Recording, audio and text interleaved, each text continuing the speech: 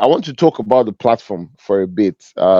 If this is, your first time joining this circle or joining any of the rooms in the circle, I need to talk to you about the platform. So, what is Rich Circle? This is a big vision that is designed to elevate 1 million people out of poverty in Africa.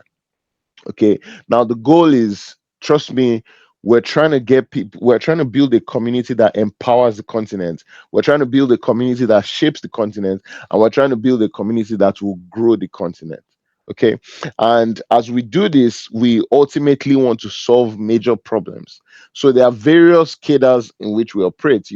We have these general sessions, which are majorly just empowerment sessions where we have general conversations that are helpful, that can help people grow, that can empower people. And then we have what we call the pillars, because ultimately every building needs pillars to stand. No building can stand without a pillar. And so we develop people into strong pillars that will hold the organizations, the institutions that shape the continents in which we live in. And then you move to the builders room. These are for entrepreneurs, startup budding entrepreneurs and startup founders, or leaders in organizations. Oh, that's where we talk about leadership. We learn how to develop people, how to build systems that would hold businesses together. All of that happens in the builders room. And then we have the apex. Now, this is where you literally get a board member, somebody who sits with you and works with you to develop and build your business. He guides you through, different aspects of your business. Now, the tiers come with different pricing details, which you can find on the platform, right? So if you're considering joining any of the rooms, which I think you should immediately take a step towards, doing that. You should join any of the rooms. You should participate in the sessions. The good thing about it is, once you pay a subscription, you have access to all of the videos, all of the teachings that have been done. I have good news for you. Now, what's this good news?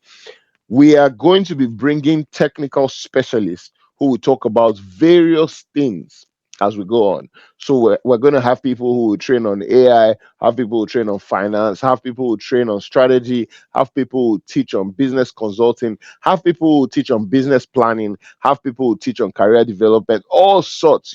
So we're not just focused on soft skills on this platform. We're dealing with both hard skills and soft skills. The truth is, as we continue to build Africa's most impactful company, we're also trying to build a continent of impact that will shape the way the continent is seen and will ultimately shape the way the continent influences the world. That's what Rich Circle is. I hope you love that intro, because that I did specially for you. Okay, now I'm about to go into the session, which is 10 hilarious reasons my business almost died. And the thing is, everybody feels like, success is it's just fun and games. You just continue to succeed. Once you start life, you continue to enjoy and just enjoy yourself. But it's been 9 years doing this. And the truth is, I have countless mistakes I've made. Honestly, I can go one mistake per day for 365. 365. I can give you 365 mistakes I've made already this year. That's just how it is. Because business is like a relationship, and you continue to learn and you continue to develop. So I'm not here to hand you a success story. That's not what I'm about to do. I'm not going to blow you away by calling numbers and listing numbers at you and all of that. No, that's not what I'm doing here. I'm about to show you how I survived from some basic things that we all fall victim of. That's my goal here today. And I wonder if there's anybody in the room, anybody in this room today, who has almost quit before. You've almost quit anything. Oh, maybe you picked up a skill you were trying to learn or something, but you almost quit. Is there anybody in the room? If you're in the room, you almost quit, show your hands. The rest of you that didn't raise your hands, you're lying, because it's impossible that you've done everything you've done and without trying to quit. There were so many times in my journey where, honestly, I thought it was the end. I always tell the famous story of how the office place we were using at the time, in a place called Ventures Park, we couldn't pay the rent. And because we couldn't pay the rent, I wouldn't go to the office. So I'll literally just stay in my house. And then I had my colleagues working in the office because I know if I showed up, I mean, the owners of the facility will not walk up to them and say, "Where's the rent?" Because they know I'm the one that took the rent. They are just working. So I will stay in my house and avoid going there. This same me is interesting. Now I'm on Rachel yapping. But there was a time I would sit in my house and not be able to go to the office. So everybody has gotten to that point in life. And I'm saying this to encourage you because it might feel difficult now. It always looks difficult. One of the things I'm most famous for saying is that everything looks bigger up close. So the reason why the problem looks this gigantic is because you're still there. You come back to it 10 years ago and you wonder, why was this a problem? And you begin to think. So every one of us have gotten to that place where we almost quit. And then, I'm going to share with you real life lessons that cost me real money, real time, dignity, all at once. Because the truth is, when you make all these mistakes, you lose money. You lose some dignity. This is me telling you, there are people that don't know what has happened to Rage now, but the memory they have is that we couldn't pay their rent. So that's some dignity it cost me and all of that. Okay, so I'm going to take my time to run through these 10 things and I hope that you would enjoy it. Please, if you can hear me, if I'm audible, if I'm clear, I want you to leave a comment. Let me just see and be sure. Just leave a comment for me. I used to sip my tea. Okay, so the first one I want to talk about is, and Akons is helping me with the slide, so I think you should let me introduce it before you put it up. Is that okay? Okay, so the first one I want to talk about is perception. You know, we were taught that perception is everything, and so that led to a concept called "fake it till you make it." And so you find that once people make a little money in business, the next thing that they go do is they go start buying expensive stuff. Okay, so I remember my own story. I bought a Mercedes. I started wearing designers. You know, I was the guy you go fake it till you make it personified. So if you're going to describe me, you're going to say that guy that is living fake life. That was me, guys. Because every little money I got, I invested in an impression. You know, but the only problem with that, let me tell you what usually happens. Like attract like. So the kind of people that was attracting were also people that were faking it. So you will meet somebody, wearing the designers, driving the nice cars, but guess what? They cannot afford the service they are offering because they are also living fake life. And so I'll be wondering, why am I not selling? Why is it not working? It's because I'm not building substance. Instead, I was obsessed about looking successful. That is one of the most expensive traps in business, not just in business, in life. The idea of looking successful versus being successful is one of the most expensive traps in life. It costs a lot, I know, to get the attention of the right people. But when it is not real, you will mostly get the attention of the wrong people who also want to extract value from you, not invest in you. So that's the difference. So everybody that I was meeting and all of that, they also just wanted to collect from me. So you know how I'm sure many of you would have heard this thing where you say um you need to go to lounges, go to fly business class, do X, do Y, so you can connect with people. You know what usually happens when you do that? You end up meeting people like you who are also trying to connect with people, and then you connect with yourselves. So the truth is, like I said, looking successful, not growing into success. Looking successful is actually a very expensive trap. Now, I preach against, I really preach against and teach against. Did I say preach against? That's weird. I teach against people looking bad or looking like their problems. I love excellence so much. But I don't also believe that you have to be expensive to look good. I think you can keep your shirt white even if it's not an Angelo Galasso, even if it's not a billionaire shirt. It could be a regular shirt, but let it be white. Starch it, iron it, put gator on your trousers, polish your shoe. It doesn't have to. Your shoe does not have to look like you're coming from Songota or you're coming from Yanya. You see the way the name sounds, Yanya. The shoe doesn't have. You can polish your shoe in such a way that it looks like you're coming from Metama. Metama. So you don't have to look bad because you are growing, but you don't have to be expensive. It's a trap. And at every level, there is that risk of looking expensive. For crying out loud, I still don't understand. Not like I can't afford it, but I don't understand why someone wears a watch of $100,000. Why? Why do you have 150 million naira on your wrist? Someone bought me a Rolex for my I think it was my 29th birthday, my 28th birthday. Someone bought me a Rolex. Now this is many years ago. I lost it in a club. Yeah. So imagine someone picks off 150 million naira off your wrist. Like I said, there are levels you get to and it's nothing. But I'm not there. If you pick up 450 million from my wrist, I kill you. Ah, do you understand what I'm saying?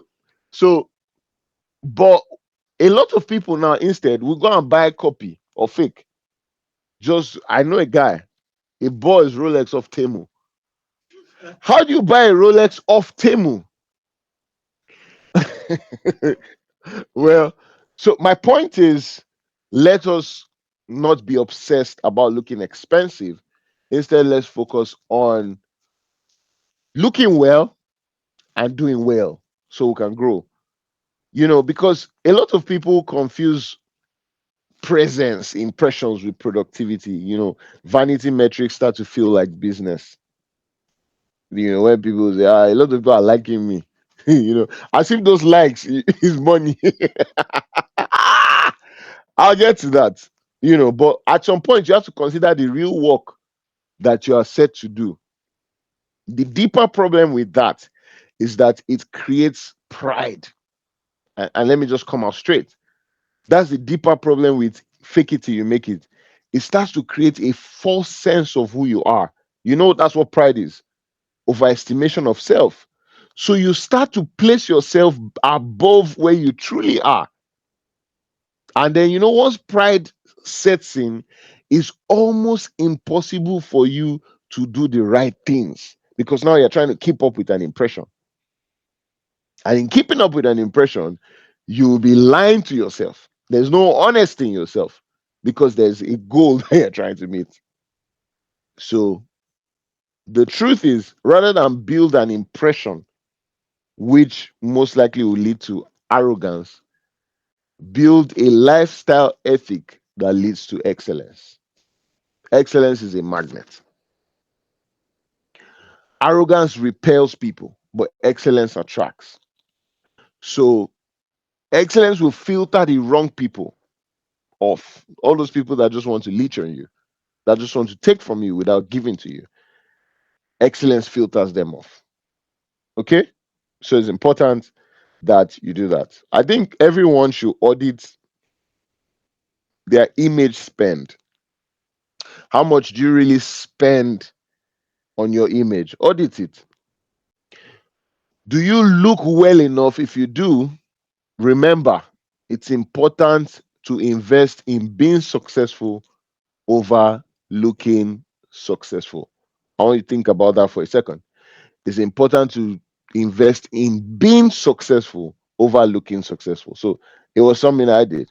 I was just investing in the looks because I'd been trained and I was taught that once you look successful, you will attract the right kind of people and then everything works. But it's not true. I was attracting the wrong set of people. Because the thing about the society we live in is that once you start looking successful, you attract a lot of beggars. Nigeria is referred to as Abegistan. So billings come your way. Do you know Billings Way in Lagos? Okay, so it's interesting. I mean, many of you may have heard of the woman called Elizabeth Holmes. Elizabeth Holmes, she built an empire. That's the truth. You know, she had the presence of Steve Jobs. Steve Jobs back then with his turtleneck. That's Steve Jobs, not Steve Jobs that was sick. When it comes out to make a presentation, the TED Talk style confidence, Silicon Valley level presentation. She raised $700 million. The product did not work, but everybody was attracted to her, her style. At the end of the day, what happened? It collapsed. The whole thing went down. Empty barrels will always make the most noise. And then until there's nothing to say again. Okay? So the first mistake, as you can see on the screen, perception is everything. I believed it. And then what happens? I was looking rich while my business was looking for help. So I wake up in the morning, I wear designer looking like I don't want to speak to any ethnic group, but you know them.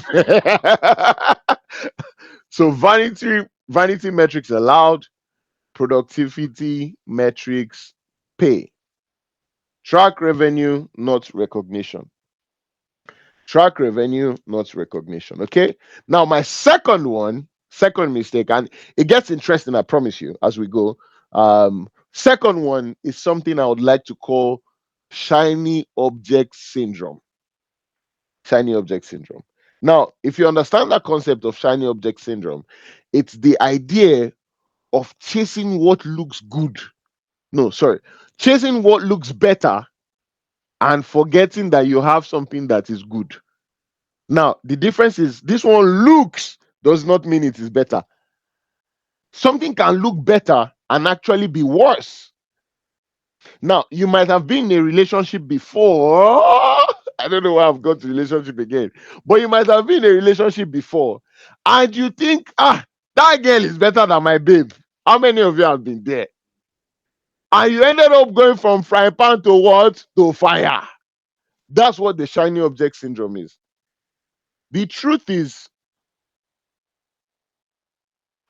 let me just say this out there for those in a relationship and you're trying to build it. No babe is better than your babe.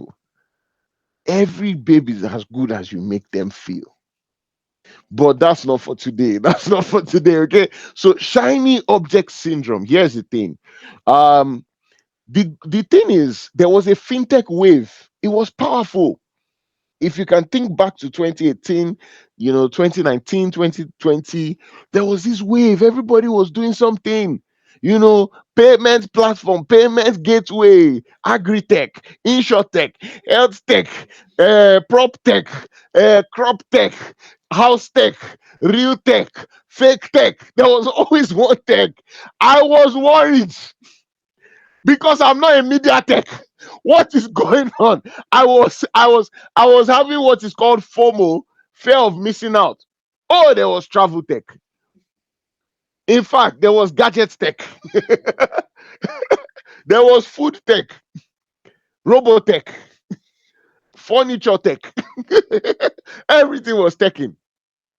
And then or twerking maybe.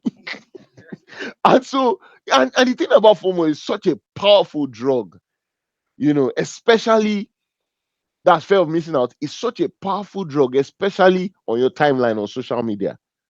Because all the news I was seeing was this person raises 200 billion. Hey! This one raises $10 million. This one has raised $30 million. This one has raised $5 million. I will call my friends and I say, do I have two heads? Why is it that all these people are raising money and I don't? What's going on? Now, my response to FOMO was not a strategy. It was operating under pressure. Pressure is bad. So guess what? I changed my bio and I wrote serial entrepreneur. What I should have really written was serial killer. I ended up killing almost 20 businesses because in one moment of inspiration in my office then at Ruby Center in Wuse 2, I came and I said, I am launching something. And you know me, I like to announce things on Instagram. So I'm launching something. It's called Quick Group. KWEEK. Quick Group. If you probably scroll down, no, I think I must have archived it. So I came up with the idea, Quick Group, and then I had quick money, quick loans, quick ride, quick wash, quick holiday, quick social, quick print, quick tech, quick. Everything was quick. All of them ended to quick failure. None of them survived. It was, we had this banner in my office then. You see all the quick everything. All of them quick failure. And they actually failed quickly. They answered to the name. It did not even last.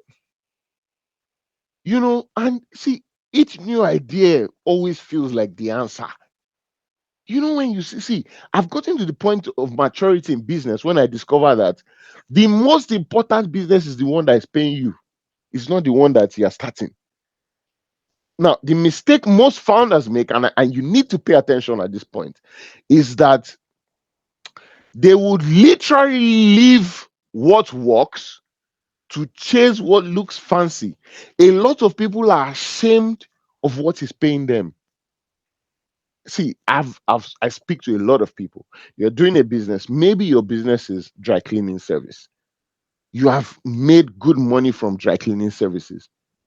Literally building. You get what I mean? You have stores all across dry cleaning services. You're doing well, okay. But guess what happens? You then decide dry cleaning does not look fancy. When my friends come out and they say they are doing payment or they are running a bank, you now say you are doing dry cleaning services. They now decide you want to start a new business, and your business is going to, I almost said money laundry. This is laundry. But your business is now Investec, and then you abandon that dry cleaning service that's been making you millions of money to start chasing the Investec. And guess what? The Investec doesn't work. But you have left the dry cleaning service, and going back to it now looks like defeat. That's how we naturally convert what looks like victory into defeat. It happens subconsciously in our minds. And so there was a time I came out to and said, I am going into real estate. I wrote it there.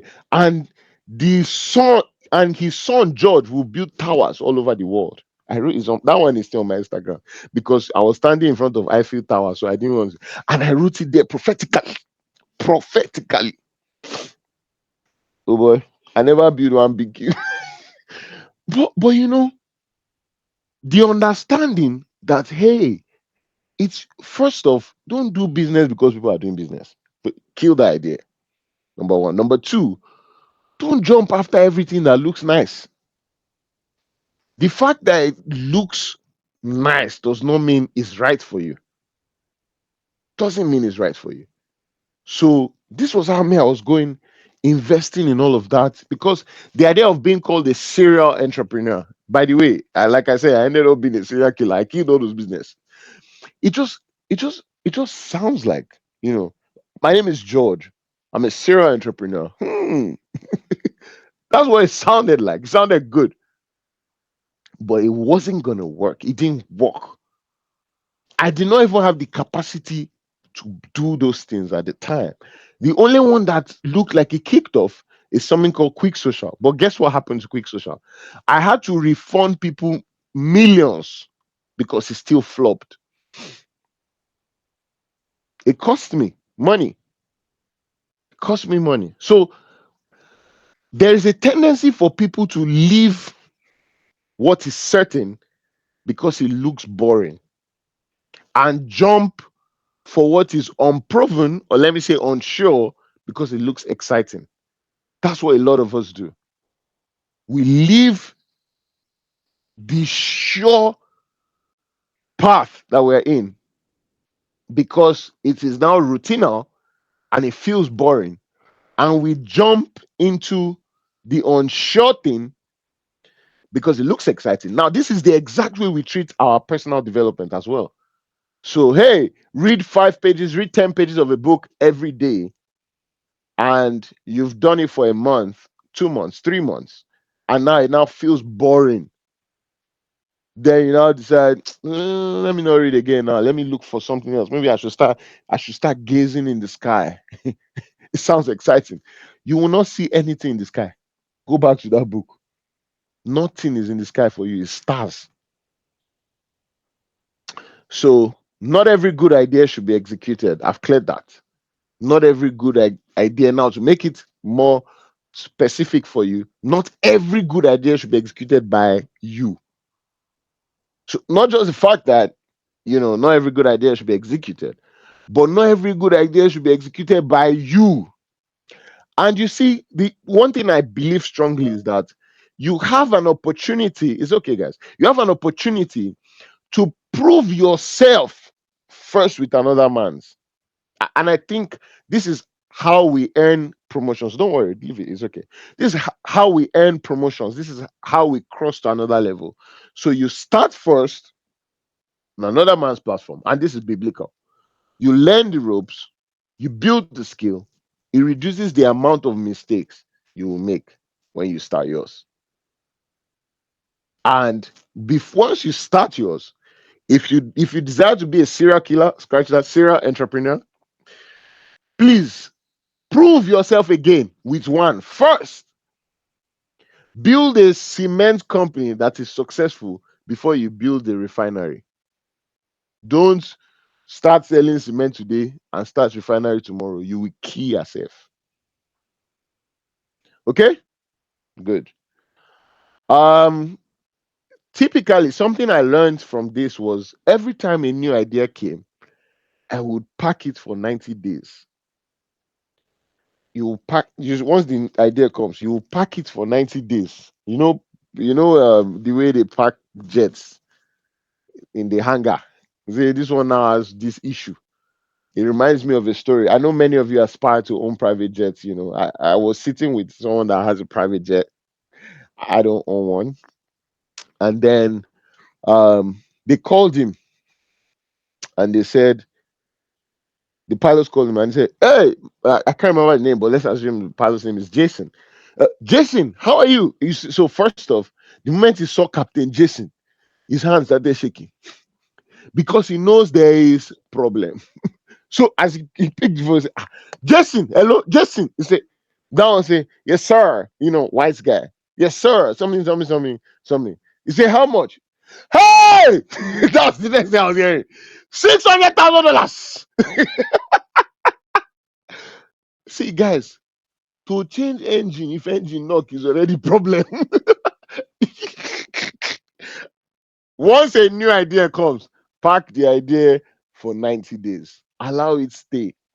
If after 90 days of researching, of thinking, of discussing, of understanding, you still feel like doing it, then go ahead.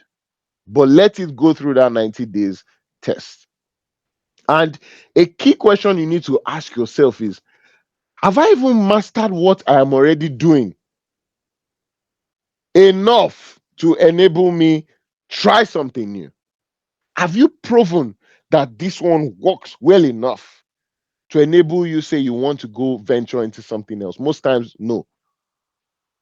Most times you're just bored. I'm telling you, because you see, the thing about success is it's actually boring. That's what you don't understand. Because success is built on a major pillar, which is called discipline.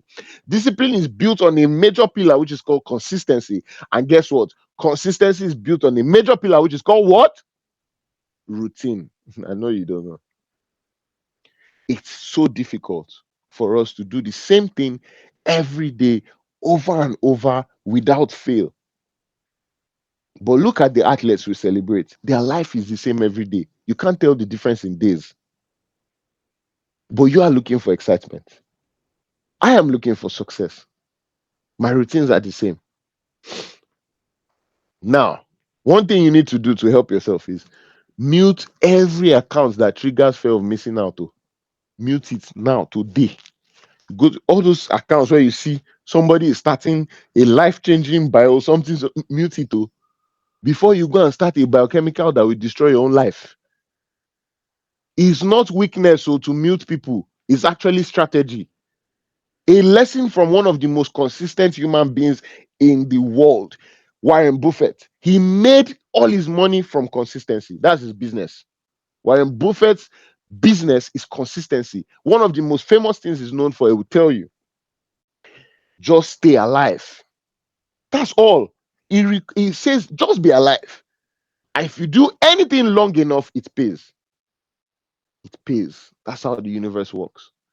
Not by jumping up and down. He just picked a few companies, invested in those companies, and stayed. You will never find him unveiling a product. Say now, guys, what is happening is what's that? Self-driving cars. This one is called the Buffett XR. This one is called Hoga. Nothing like that. Too. He just stayed in his lane, and look at him today. So, in a world that is obsessed with diversification, guys, he built. Wow, he built a great and huge fortune by staying. Now, here's the thing. I've just been told that I am almost out of time. I have just 15 minutes left with you guys. That is bad because I have 10 lessons and I've only spoken about two. I feel so sad. But I know what to do. What I'm going to do is wherever I stop at 10, because I would like to, maybe do some interactions today, take some questions. So wherever I stop, I will do the recording of the rest of it, and then we'll put it up on the platform, and then you can watch it, and share with your friends as well. Okay, is that fine? Uh, Number three, and this is very tricky for business people because a lot of times you feel like you're giving a lot, you're paying a lot in salaries, um, and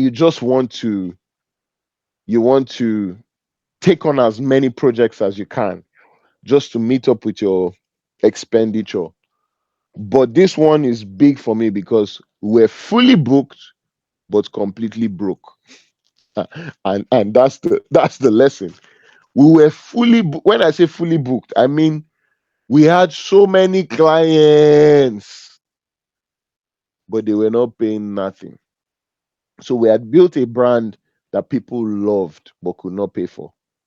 And we had to be accepting the change that they were willing to give us. When I mean change, I don't mean change of Buhari. I mean change in terms of money. It was nothing.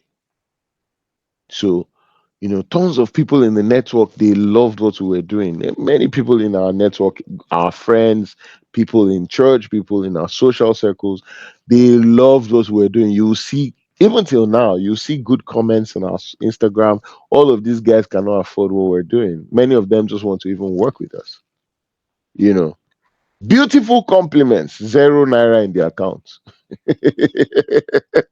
This is also a very big trap because you build an audience on social media, you get validation, you feel validated, and you assume that validation is demand for your business. It's not. You feel like as people are sharing our posts, it's demand for you. No, no, no, it's not demand. Oh. It's not demand. It doesn't mean you will make anything. There are categories of people that they love musicians, but they will not stream their music. They go and download it from websites. I don't know if you guys know those group of people. They love a particular actor, but they will not pay for Netflix subscription. They will go and download it. Andrew, where's Andrew? They will, they will go and download the movie. Their love does not translate to money. That's exactly how it was for us. So we had a lot of people, they just loved what we were doing, but they could not afford it. And it's not like they didn't want to support us or give us money, but they could honestly not afford it. And so, you continue to prospect to people who cannot pay. Once you fall into that trap, it's a big trap. People that are seeing your post, they cannot pay you. They cannot. You just keep inspiring people. Aspire to inspire to inspire to refire to refire to expire. That's what you just keep doing. So eventually it will, and there's also a trick that you'll be saying, I'm grooming these people for the future. They cannot pay me now, but they will pay me tomorrow. Have you guys ever for Instagram? Oh, but will you survive till tomorrow? That's the question. Will you still, if you are continuing to grooming these people, will you still be alive by tomorrow? Will you still be able to pay the rents, the bills, the salaries, buy the equipments? This screen alone, how much? Followers cannot pay for it. I'll rush this one. I don't want to waste time. Know your customer. KYC. Know your customer is too important. You need to know who you are supposed to be speaking to, who you should invest your attention with, who you should give your time. Don't give it to the wrong people. It will cost you everything. It will cost you everything. If you're one of those people that want success at all costs, it will cost you everything. You will pay for it daily. Health, life, relationships. I don't know why I said that. Somebody probably needed that. The thing about sales is sales cannot be forced. You can't force a sale. You can't say everybody must buy this. I put Goya. I pour Goya on my product. Everybody must buy. No, you enable sales. How do you enable sales? You create the right value, you place it in the right environment. What's the right environment? In front of the right people that can afford it. That's how you enable sales. You cannot tell me you are selling a 150 million naira watch and you go and set it at Yaba bus stop. It's like you want to be kidnapped. You don't want to sell. You do you understand what I'm saying, guys? You can't tell me that your product is, you know, maybe a Rolls Royce, for instance, and your car lot is at Moe Bafo. Or let me use this one. Nyanya. That's where your car lot is. Please, at what point? It's just like I was arguing with Akons the other day, and he was like, "Oh, where I live, something, something." I said, "I don't know that place. If I know that place, we're all in trouble. Oh. Let me not know the place. Let me know Metama, Asokoro, Wusetu, Sunrise Valley. Let me know all those type of places. If I know places like don't say Bwari, we're in trouble." So so so imagine someone wants to sell something of high value and then he goes to pack it there. Do you get what I'm saying? So you enable sales, you can't force it. If you're forcing a sale on the wrong person, it's expensive for everyone. So don't try to force sales. So I want everybody to write a one page of your ideal customer. Do your customer profile, what their demographics are, their income range, pain points, where they spend their time, you know, and you can then begin to look at the people you are spending your time engaging. Are these the ideal customers? If no, move on from them. Don't waste your time. Don't invest your time. Separate fans from customers. Oh. You separate fans from customers. You see, I think the guys in the entertainment industry understand this the most. When they come out to their fans, you can see them throwing money. You can see them. They know the guys that really pay them for shows. You will say, "Mama," you see the guy that you look up to will prostrate. They understand it vividly. Oh.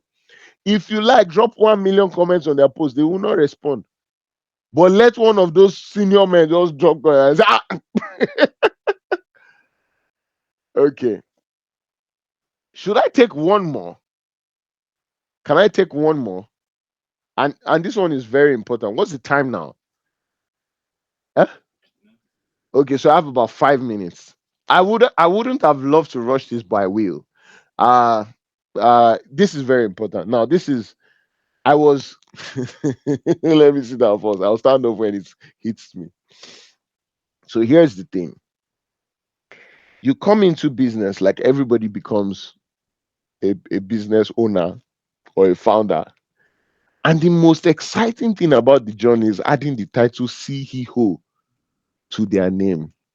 And so everybody, I think it's a crisis, guys. We're in trouble. It's a crisis. Everywhere you turn to, there is a CEO. Everywhere. Oh, yeah, hi, my name is George. Yeah, my name is Sunday. I am no, no, no, sorry. Let me do it properly. They say, hi, my name is George. Hey, my name is Dr. Tunde. I always like to ask the question: when your mama born you and they owe you to dedicate you to God, did they put doctor inside? I don't know how people introduce themselves with titles. Listen, yeah, my name is Doctor. That doctor, they don't go school for Amo. They didn't go to school for a doctor. He's honorary doctor. The one that now did 7 years of labor, like Jacob, he did 7 years of labor to earn his own doctorate. You, you gave somebody money somewhere to arrange certificate for you. You walk down. I remember this guy that used to work with us. Oh, I don't want to talk about this story. I don't want to waste your time. And then they held cameras. They brought certificates, brought gown to our office. Ah, me, CEO of the office. I passed. They don't even greet me. I look back. I say, they say they came to robe him and give him his award. The next thing is plate number change to presidency. I say, ah, my God, please, oh, what is going on here? How am I paying presidency salary? But anyway, it's a crisis. Everybody is CEO. Everybody. You meet somebody, CEO of this, CEO of that, CEO of the. What do you do? CEO of something else, Luxy hairs, Luxe hairs. I'm like, oh, okay, you sell hairs. She say, no, she dresses it. What do you want you CEO do? God, I beg. I'm sorry. I'm very passionate about this. Apologies. Anyways, let me put decorum back in. So, I mean, I was just there, CEO of Rage, but guess what? I was waiting for a miracle, and that's what a lot of people do. They open a business, they give themselves the title, and they are waiting for magic to happen. Most people don't even know the job of a CEO. CEO in title, intern in execution. And this image, it depicts it so perfectly. Because truly, I was operating on the level of an intern. I say this with all sense of integrity. I can't lie. I don't even think now I understand the operations of a CEO as much. I built myself. I started learning. I started reading a lot. I started looking at global businesses. That enabled and empowered me a little more to do better. But honestly, nothing at the moment. I did not know. I did not even understand it. It did not make sense to me. And they say, yeah, I see you. Okay, what am I supposed to be doing? And a lot of people are in that trap right now. And so there was I. You know, it's just, I think if you can't do okay, here's the thing: founder is a title, but CEO is a job. Oh. When you say you are CEO, is a job. And if you cannot do the job, please don't. You can be a founder and not be the CEO of the business. If you get some money, someone invests in you, you can hire someone and say, come and run the. I gave an example of Google. I think it was in the pillars class where I talked about it. The pillars room. You need to join that room. I talked about how you can become these guys. Sergey Brin and Larry Page. Yeah, Sergey Brin and Larry Page, the founders of Google, they called Eric Smith into the room and said, "We lack the experience to be CEO of this company. You sit down and be CEO." They were the founders. They started reporting to him. It is not just the title, guys. There's a responsibility. There are deliverables. There's a standard of performance. There are consequences for non-performance. It exists. You can't just carry the title CEO. What happens when you don't meet your targets, Mr. CEO? Nothing. Do you even have a salary? No, you don't. All the money is in your pocket. In fact, people who want to pay your company, you send them your personal account. I will put the money here. Ah, don't you have corporate accounts? Say EFCC has locked. So a lot of us start businesses and we confuse ownership with leadership. That's why I was clear. You can be a founder and not be the CEO. The CEO is the leader of the business. He drives the business. He ensures the business is working. He puts all the moving parts together to ensure that there's harmony and delivery. The owner just sits down and waits for profit. So a lot of people are in the owner's box. They are not in the leader's box. An intern needs to be told what to do because they don't know. So if you consider yourself a CEO and you don't know what to do, you are still an intern. Go and learn. Go and learn. Go and connect with somebody who is doing something, who understands how to lead a business, how to run a business, and learn from them. Don't be in a hurry. The CEO's core mandate is an obsessive focus on making the business perform optimally every single day. That is what the guy is sitting on that seat for. And so you find that the true CEO is building his team, is taking decisions, is creating a way out, is finding solutions for problems. He wants to do the hard things. He's not there for fancy flamboyance. Treat the CEO role as a job. Clear KPIs, be accountable, do performance review, have a reporting line yourself. Because you can't just sit back and say, you're CEO and then you're not reporting to anybody. You're deceiving yourself.